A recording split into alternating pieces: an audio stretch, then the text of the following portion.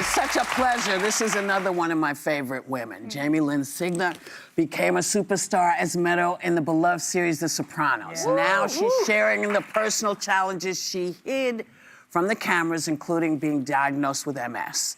In her new book, And So It Is, a memoir of acceptance and hope. Please welcome Jamie Lynn Sigler. Baby. So, you say you wrote this book for the young lady we see in this picture. What do you want her to know? And why was this the right time for you to tell her? Yeah. I want that girl first to know that she is not alone, that she's seen in her struggles, that she will continue to go through some painful times, but that those times will also shape her and give her an invitation to actually get to know who she is and what she's made of, and that there is a lot to look forward to, and that I'm proud of her. Because, you know, I think that girl is someone that we all can relate to. I was in front of many eyes thanks to The Sopranos, and that was wonderful, but behind closed doors, I had that nasty narrator in our head that, you know, many of us have, who told me I wasn't good enough, and then on top of that, put a MS diagnosis that was just so afraid of not being accepted and loved. And, you know, I made choices that maybe weren't the right ones at the time, but I have no regrets because I really think they've just led me to where I am and have given me now a purpose. And my service is to share and make people feel less alone through that. Oh, I love that. Wow. Yeah.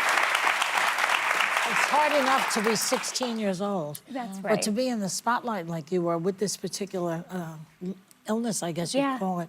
And you got this life-changing part as Meadow. Yeah. Our EP is going nuts already. That Meadow Soprano is here. He's such a big fan. And I understand that you thought The Sopranos was about an opera program. Yes, well, I was a Long Island theater kid. All I did was community theater before. I had this audition that was faxed to me from my manager in Allentown, Pennsylvania. You know, and it's like HBO, which I thought was a movie channel. Yeah. Oh and it was just Italian-looking girl, 16 years old, for a show called Sopranos. Yeah. So I just, you know, assumed it was a musical. Couldn't wait for the altos to come out. That's right, I was ready. Are you surprised by how famous you've become and how incredibly popular that show was? Yes, and you know, from... Continues to be. Yeah, it is. Yes. It's beautiful, the way that it continues. But, you know, when we finished the pilot, David Chase looked at all of us and said, thank you and good luck. Like, nobody's ever going to watch this. Nobody's ever going to... Yeah, so even 10 years down the line, we were still so taken back by the success. But what was beautiful was I grew up in a set where nothing changed from day one. From who we were and how we vibed and how we respected the work was the same as when we were filming the very last episode. It was just such a family in every sense of the word. Yeah. Some of why it was so good was that chemistry. But when you were 20 years old, you were diagnosed with MS, and you made the decision to hide that for 15 years for most of the people in your personal and professional life. Why did you feel that you couldn't tell anyone, and how did hiding it affect you? Oh, what a burden to bear. Huge. And the longer I kept that secret, the heavier it physically got, and then I started to just feel shameful about what I had. But, you know, leading up to my MS diagnosis, I felt like I had already been such a problem. I had had an eating disorder, and I had had a marriage and a divorce. So by the time I'm diagnosed, I'm just like, I don't want to be the problem child in this cast and on this show. And I was afraid of what it meant. I didn't have a moment to make sense of what it meant for me. And at 20 years old, you're so young and immature, and you think, well, living in denial feels easier. And unfortunately, I kind of made that bed and then worked within the industry for 15 years, even when we worked together, of just silently struggling and not telling anyone because I thought that's how it had to be. And also, if anything, I just want to be an example for other people of speak up. People like to help. This doesn't define you. It doesn't take away your value as a person, as an actor, as a mother, as a wife. And it took me a really long time to learn that. And I hope to show people that that is not the way that you have to view things, and you don't have to go through it alone. And it was in 2016 that you finally made the decision in a People magazine interview to talk about your diagnosis. And for fans of yours like myself, to know that you were suffering with this for so many years and not telling was just astonishing. What made you want to share at that time? And how did it feel to not be hiding it anymore? Well, I think, you know, it got into a point where I physically couldn't hide it as much anymore. I also just couldn't handle the pressure and the burden of it. And I had a child, and he was 2 years old. And I was sort of fast forwarding a few years and thinking, am I gonna ask him to lie for me and tell people, or even lie to him? And so, I don't know, it just came to this moment where I felt ready to take a chance and face my biggest fear. And when I initially came out about it, I received such love and support. And I also realized what I was missing was the MS community. I needed other people, and I needed that community. And I was given that. And that was the beginning, I think, of my healing, and the beginning of me finally just letting go of all of these barriers that I had put between myself and the world. And I think up until only very recently, when I was ready to write this book, that I feel like, okay, I finally know who I am and what my voice is. I finally gained the confidence in that.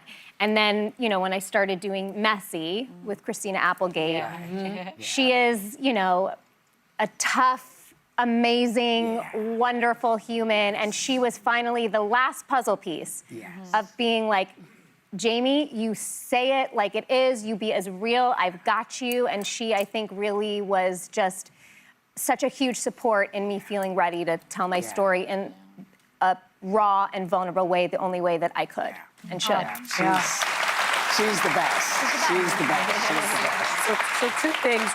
I want to say one of the things that comes across in your book is how much you loved your TV dad, James Gandolfino, who passed away in 2013. And he was the only person on the cast you told about MS. And you found out, I read that you found out later that he had been donating money to MS organizations. And so that is really just special. Such a graceful and elegant and wildly talented human. And he just, he saw me struggling, and he never was pushy about asking, but just like always knew just the right way. And he found me in a moment where he knew I was gonna tell him the truth, and I had no other option. And just him knowing, even just, I would get just these nods from him on set in the mornings, like, you good? I'm like, I'm good. And that was just life-changing for me for this last few He's years. very much missed, I believe, by the cast and others. And another, you start the book by telling this harrowing story about how almost 2 years ago, your then 10-year-old son, Beau, was diagnosed with a rare inflammatory autoimmune disorder that almost killed him. He spent 33 days in the hospital. And in one instance, you screamed as a mom for him to come back to life. Yeah, he was dying. Yeah, and he came back. And I was back. instructed by the nurse to call him back. Yeah, I mean, I was actually in the middle of writing this book when he got sick, and then it completely reshaped everything, as you can imagine, because as traumatic and painful as that time was, I also was an opportunity for me to see how incredibly loved and supported I am. And it showed me the woman that I've become. The way I was able to advocate for him and advocate for my family and find the strength and reach out for help and radically open myself up to all of the things that I have learned throughout my life that I need and deserve.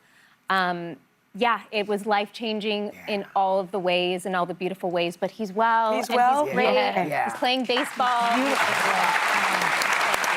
Jamie, Oh, look at Jamie, that. Oh, that's my little crew. Thank you for coming, and thank you for the book. Thank you. Book, thank you, thank you, thank you. Thank you know, you. thanks. I just said thanks, so you should go. The new book, And So It Is out now, and you can scan the QR code on the screen to buy it.